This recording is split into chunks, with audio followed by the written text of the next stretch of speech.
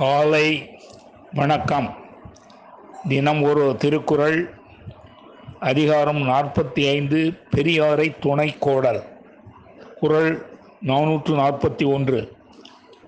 அறனறிந்து மூத்த அறிவுடையார் கேண்மை திறனறிந்து தேர்ந்து கொளல். மீண்டும், அறனறிந்து மூத்த அறிவுடையார் கேண்மை திறனறிந்து தேர்ந்து கொளல். இதன் விளக்கம்: